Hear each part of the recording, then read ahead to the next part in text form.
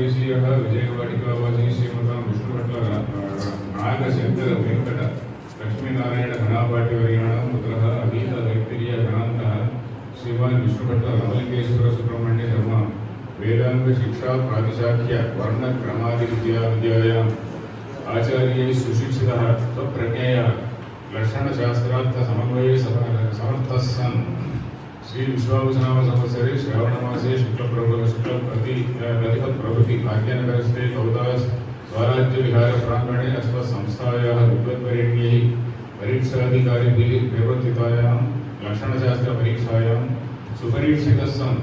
उत्तमश्रेण्याम् उत्तीर्णाः